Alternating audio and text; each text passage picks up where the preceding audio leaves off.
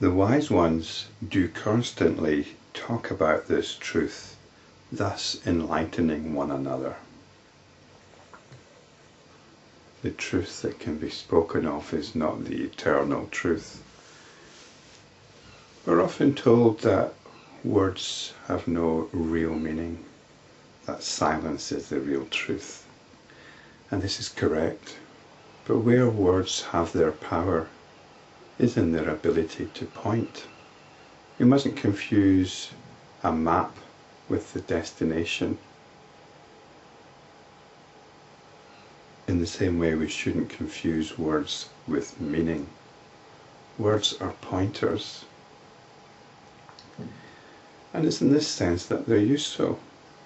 Communication can be an extremely powerful thing.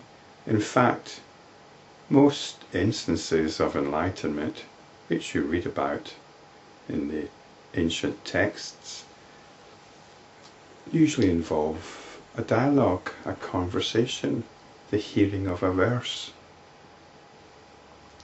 It's through words that enlightenment is frequently attained. If you've been following my videos or been dipping into them, and you're still dipping into them, then hopefully now and again you find something, you hear something which knocks your socks off. This is the power of true communication. Now and again you might meet a rare individual who says things which are electrifying. They throw things into a certain light. They probe deeper into your being. They have a revelatory impact. In a way, one of the reasons I'm doing these videos is I'm just looking for a good conversation.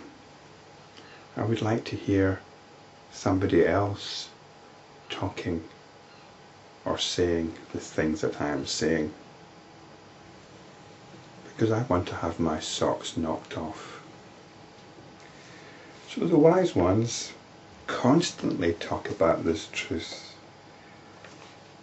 They're establishing each other in enlightenment. They're constantly directing each other. It would be like the conversation of Zen masters. When they thus contemplate this truth constantly, they gain enlightenment, by which they attain the highest state.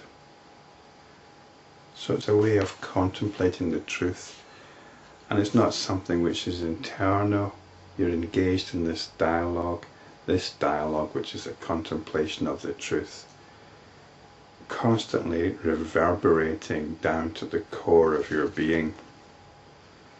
They gain enlightenment, by which they attain the highest state. What could be more worthwhile? And the translators put in parenthesis this term Buddhi Yoga. Buddhi usually means the intelligence, but I think we can understand this as the intelligence as expressed by words.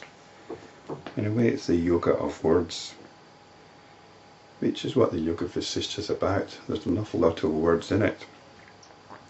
We've got the possibility of immersing ourselves in a dialogue with the Yoga Vasistha. The supreme state is not attained without effort.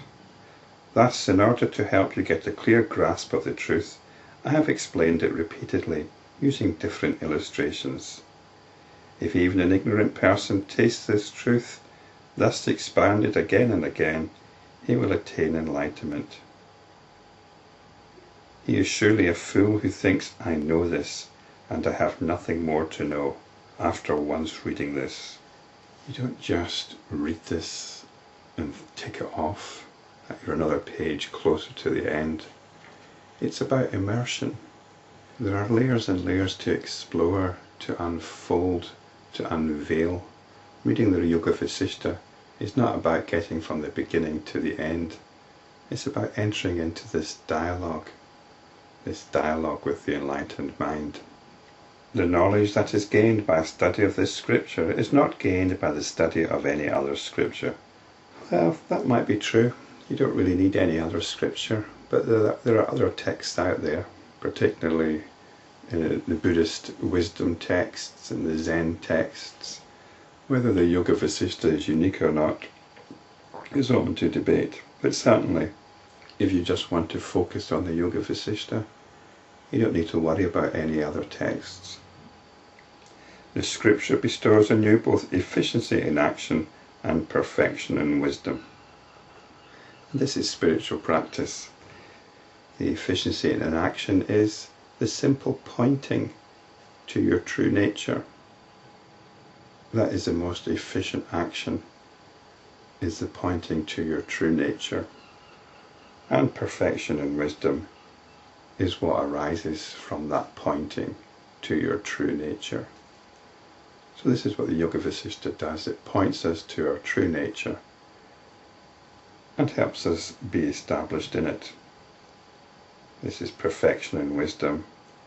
This is Buddhi Yoga.